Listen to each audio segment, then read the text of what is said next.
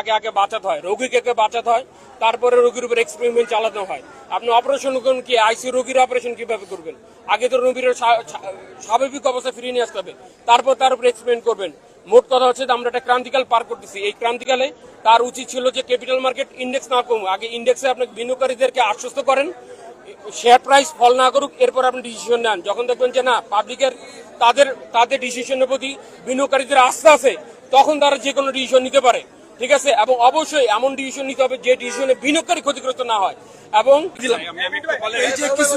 গতকালকে এই যে বেক্সিমকো লিমিটেডকে যে জরিমানাটা করা হয়েছে, কথা বুঝেন, মার্কেটে কারসাজি হলে আমরা অবশ্যই চাই তার বিচার হোক, কোনো ছাড় দেওয়ার সুযোগ নেই।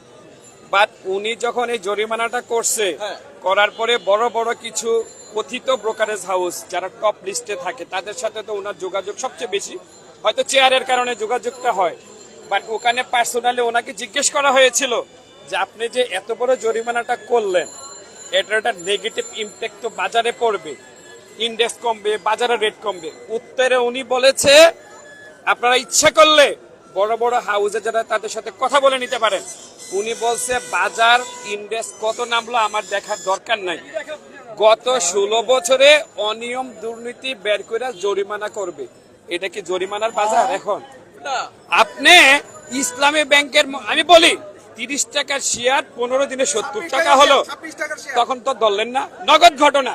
আপনি 10 বছর 8 বছর আগে ধরে ধরে যে জরিমানা করতেছেন, আলটিমেটলি বাজার ক্ষতিগ্রস্ত, বিনিয়োগকারী ক্ষতিগ্রস্ত। বিনিয়োগকারীরা কিন্তু সবসময় একটা কথা বলে, পৃথিবীর কোন দেশে তো এত গ্রুপ নাই, বাংলাদেশে জেড গ্রুপ নামক একটা গ্রুপ করা হয়েছে। জেড গ্রুপের ফলে ক্ষতিগ্রস্ত কে হচ্ছে? কোম্পানি ক্ষতিগ্রস্ত হয়, তার ডাইরেক্টর ক্ষতিগ্রস্ত হয়, তার বোর্ড ক্ষতিগ্রস্ত হয়, অডিটর ক্ষতিগ্রস্ত হয়? কেউ তো হয় না, হয় কে বিনিয়োগকারীরা। অপরাধ করে মালিক, দায় নিতে হয় বিনিয়োগকারীদের। অথচ বিনিয়োগকারী সংবিধান মোতাবেক কোম্পানির মালিক। বাস্তবিক এই পর্যন্ত হয়েছে যে কোনো কোম্পানির বিনিয়োগকারী কোম্পানির বোর্ডে বসছে? আপনারা নিশ্চয়ই সাংবাদিক, এই যে অর্থ সংবাদ আপনারা দেখছেন কোন তদন্ত করে যে সাধারণ বিনিয়োগকারী থেকে 1-2 জন তো যাওয়ার কথা বোর্ডে গেছে এই পর্যন্ত? তো তাহলে সব দোষ হলে কিছু হইলেই বিনিয়োগকারীরা বুঝে না। এই যে একটা লাইন সব ওনারা বুঝে, কিন্তু বুঝা আমরা তো দেখি নাই কোনো পলিসিতে যে এই পলিসির অধীনে পুঁজিবাজার চলবে, বিনিয়োগকারীরা এইভাবে ইনভেস্ট করবে। এ পর্যন্ত দিছে কেউ পলিসি? এখন দেখেন মির্জা আজিজ, ফারুক আহমেদ সিদ্দিকেরা যখন আইসিসি চেয়ারম্যান ছিল তখন তো বাজারের দশা হয় নাই।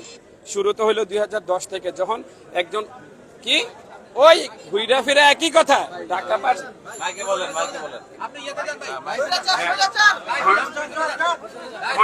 ঘুরা ফিরা কিন্তু একই কথা বারবার।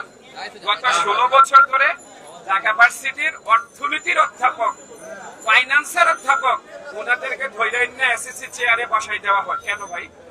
আমাদের তো দাবি এই যে পুঁজিবাজারে দীর্ঘদিন ধরে যারা বিনিয়োগকারী, অর্থ মন্ত্রণালয় বা আপনি অর্থ মন্ত্রণালয় যে এত বড় একটা প্রতিষ্ঠান, ওখান থেকে তো খাওয়ার পর্যন্ত এসএসসি চেয়ারম্যান নিয়োগ দিতে দেখলাম না।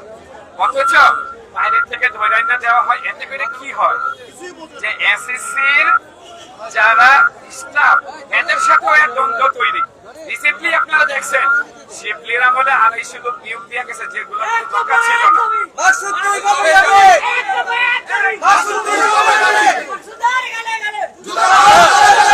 এখন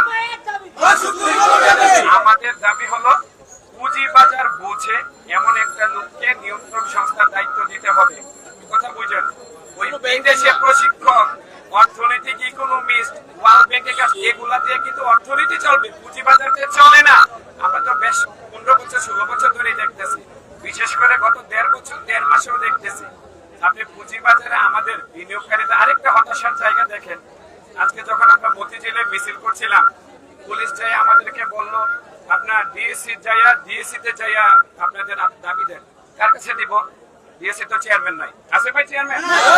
7টা ডাইরেক্টর ডিএসসির বোর্ডে, 7টা ডাইরেক্টরের পদ, 7টা ডাইরেক্টরের পদ এখনো খালি দিয়েছে। তো 1.5 মাস হয়ে গেল, পুঁজিবাজারের রুগ্ন দশা, আপনি ডিএসসির একটা চেয়ারম্যান নিয়োগ দিতে পারলেন না। আমরা অর্থ উপদেষ্টা যিনি ডক্টর সালাউদ্দিন, অবশ্যই উনি অর্থনীতি বান্ধব যথেষ্ট বুঝের একটা মানুষ, আমরা মানি। বাট হয়তো উনি ওনার হয়তো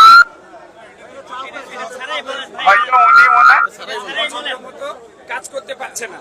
কিন্তু আমরা চাই এই যে প্রবলেমগুলো আইডেন্টিফাই করে উনি এইটার একটা সমাধান দিবে এবং পুঁজিবাজার সংশ্লিষ্ট কোন একজন ব্যক্তিকে ফারুক আহমেদ সিদ্দিকের মতো যারা পুঁজিবাজারে গৌরব ছিল, এসিসির গৌরব ছিল, এবি মির্জা আজিজ, তাদের মতো অর্থ মন্ত্রণালয় পুঁজিবাজার রিলেটেড লোককে চেয়ারম্যান নিয়োগ দিতে হবে এবং অতি সত্বর মাকসুদকে এই পদ থেকে সরাতে হবে।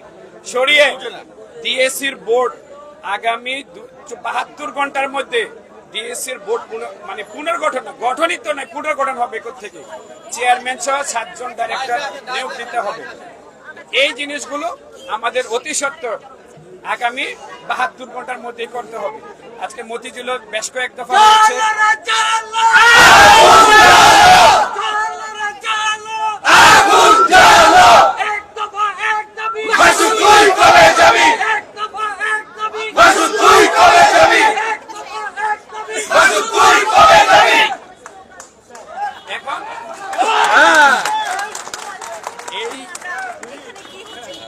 এই দাবিগুলা নিয়েই আমরা এখন কাজ করতে চাই। আমি একটু প্রশ্ন করতে চাই। আপনারা সকালে আমরা দেখছিলাম যে আপনারা ওইখানে স্টক এক্সচেঞ্জের সামনে এক দফা দাবিতে একটা প্রতিবাদ হচ্ছিল, আবার দুপুরে এখানে দেখলাম যে 3টার দিকে আপনাদের একটা জমায়েত হবার কথা রয়েছে। একটু বলুন তো পরবর্তী কর্মসূচি কি আসতে চলেছে এবং শেয়ার বাজার দরপতন এখনো অব্যাহত রয়েছে, এখন তো শেয়ার বাজার স্থিতিশীল হয়নি, আপনাদের মূল দাবিটা কি এবং আপনারা পরবর্তীতে কি কর্মসূচি যাচ্ছেন? আসলে কর্মসূচি আমরা দিব, এখানে আজকে দায়িত্বশীল ভাইয়ারা সবাই আসছে। আর আপনারা জানেন আসলে বিভিন্ন কারণে এই পুঁজিবাজারের বেশ কয়েকটা সংগঠন আত্মপ্রকাশ করেছে, বেশ কয়েকটা। আমরা সব কয়টা গ্রুপ থেকেই আমরা সম্মিলিত একটা দাবি কিছু যেটা সবার মিলে আমরা নেওয়ার চেষ্টা করছি। এরই অংশ বিশেষে, কারণ আপনারা জানেন 10টা থেকে 2:30টা ট্রেড আওয়ার, যেটা সবচেয়ে বেশি ইম্পর্টেন্ট। ওই সময়ে অনেক বিনিয়োগকারী বা ট্রেডার সবাই যার যার হাউসে থাকে। এখন আজকে 3টায় দেওয়া হয়েছে, ট্রেড আওয়ার পরবর্তী এখানে লোকজন আসার একটা সুযোগ তৈরি হয়েছে। ট্রেড আওয়ারে আপনাদের সূচকের লেনদেন কেমন দেখলেন, ঊর্ধ্বমুখী নাকি নিম্নমুখী? এটা তো আজকে যেটা হয়েছে গত কয়েক মাসের মধ্যে জঘন্য এবং সর্বশেষ 132 পয়েন্ট প্লাস নেগেটিভ। এটা কেন হয়েছে, ক্রমাগত দরপতনটা কেন হচ্ছে? আচ্ছা, এইটা হলো মূল কথা, হলো পলিসি মেকিং এর চরম দুর্বলতা এবং একের পর এক পুঁজিবাজার বিনিয়োগ বিদ্বেষী সিদ্ধান্তের কারণে বারবার আপনি দেখেন কি করলো, হঠাৎ করে জেড গ্রুপে দিয়ে দিল কতগুলো কোম্পানি। তো জেড গ্রুপে যে কোম্পানিগুলো দিয়েছে এগুলা কিন্তু আগের কমিশনে এই যে ডিভিডেন্ড ডিক্লারেশন চলছে, এই ডিক্লারেশনের উপর ভিত্তি করে জেডে যাওয়ার এমনিই কথা ছিল, সিদ্ধান্ত ছিল ঠিক, কিন্তু হঠাৎ করে 7 দিন আগে উনি মানে ওনার ক্ষমতা দেখাই আবার জেডে দিয়ে দিল। এখন ডিভিডেন্ড ডিক্লারেশন চলছে, যারা দিবে না তারা জেডে চলে যাবে। কিন্তু তখন যেই নেগেটিভটা হয়েছে যে একসাথে এতগুলা কোম্পানি জেডে দেওয়ার ফলে বাজারে একটা নেগেটিভ প্রভাব তৈরি হয়েছে। তার মানে আপনি কি বলতে চাচ্ছেন যে সংস্কারটা পরে শুরু করা উচিত ছিল, আগে একটু পুঁজিবাজারটা স্থিতিশীল করে? আমরা তো সেটাই বলতেছি অনেক দিন ধরে। আপনি শুনেন, সংস্কার তো আগে হবে, কারণ এই গত 16 বছর ধরে যে রুগ্ন দশা, শুধু তো চেঞ্জ হয়েছে কিন্তু পজিটিভ পুঁজিবার কোনো সংস্কার তো হয় নাই। এখন আমরা আশা করছিলাম ওনার কাছে যে বাজারটা স্টেবল রেখে, আমরা কিন্তু বলি নাই যে কালকে 500 পয়েন্ট বাড়াইয়া দেন, স্টেবল রেখে যা যা করার দরকার করবেন। কিন্তু এই যে জেডের একটা এই যে মানে নেগেটিভ দশা, এর মধ্যে আবার গতকালকে বেক্সিমপুর কারসাজিতে 450 কোটি টাকা জরিমানা। এত করে কি হয়, বড় বিনিয়োগকারী যারা তারা শেয়ার কেনার ক্ষেত্রে যথেষ্ট আজকে 2 দিন ধরে সাবধানতা অবলম্বন। আমাকে একটু দয়া করে বলবেন, আপনারা যারা বিনিয়োগকারী রয়েছেন তারা যখন পুঁজির বাজারে এরকম ধস নামতে থাকে তারা কি কি ক্ষতির সম্মুখীন হয়েছেন, কি কি এরকম আপনাদের নজির আছে? শুনেন, এখন তো আমাদের বাজারে একটা মেইন সমস্যা যেটা, যখন পরে সব পরে, যখন বাড়ে সব বাড়ে, তখন কিন্তু ফান্ডামেন্টাল বলেন জেড বলেন এগুলা কোনো কাজ করে না। এই বিশেষ করে গত 1 মাসে প্রায় 70 থেকে 80% পুঁজি লস হয়েছে ম্যাক্সিমাম বিনিয়োগকারী, এবং পুঁজিবাজারের 400 কোম্পানির মধ্যে অর্ধেকের বেশি কোম্পানি তাদের ইতিহাস মানে লিস্টিং থেকে আজকে পর্যন্ত ইতিহাসের সর্বনিম্ন দরে অবস্থান করছে। আজকে সর্বনিম্ন দরে, যেটা অতীতে কখনো হয় নাই। আসলে ওই এক লাইনে বলা সম্ভব না যে কিভাবে ক্ষতিগ্রস্ত সবাই, যেটা আর পুঁজিবাজার হলো প্রাইস আপ ডাউনের জন্য। যে কারণে ডাউন বাজারে সবাই ক্ষতিগ্রস্ত, এ হলো মূল কারণ। এবং আমরা পুঁজিবাজার, আমার একটা প্রশ্ন রয়েছে, পুঁজিবাজারে যদি স্থিতিশীলতা না ফেরে আপনারা পরবর্তীতে কি কর্মসূচিতে যাবেন? আসলে দেখেন, আসলে শুনেন, আমাদের কাজ হলো দাবি করা, পলিসি মেকিং তো আমাদের কাজ না, বা রাস্তাতে মানুষকে হয়রানি করে সেটাও কিন্তু আমাদের কাজ না। আমরা আসলে যেখানেই ডিএসসির সামনে বলেন, যেখানেই যাব আমরা তো এই দাবিগুলাই বলবো, আমাদের যে দাবিগুলো আছে। না করলে কি হবে আসলে এটা কিন্তু কোনো কোশ্চেন না, কারণ আমাদের তার জন্য নাই যে তুমি বসে এখন আমাকে এটা করে দাও। আমরা দাবি জানাবো। সবার আগে যেটা আমরা বলবো, পুঁজিবাজার সংশ্লিষ্ট সকালবেলা ঢাকা স্টক এক্সচেঞ্জের সামনে যে প্রতিবাদ, যে জমায়েত, সেটি আমরা কভার করছিলাম। তো সেখান থেকে বলেছিল আজকে 6টার মধ্যে যদি পুঁজিবাজার স্বাভাবিক না হয় আগামীকাল দুপুর 12টায় স্ব প্রতিষ্ঠানের ব্যানার বিনিয়োগকারীরা আন্দোলন করবে এবং লাগাতার কর্মসূচি চালিয়ে যাবে। আপনারা আচ্ছা ভাইয়া, সেরকম কোনো কর্মসূচি আরেকজনকে আমরা দিই, ছোট ভাই কিছু বলতেছে। ছোট ভাই বলেন। লোককে এসএসসি চেয়ারম্যান করতে হবে, এটা হলো মেইন দাবি।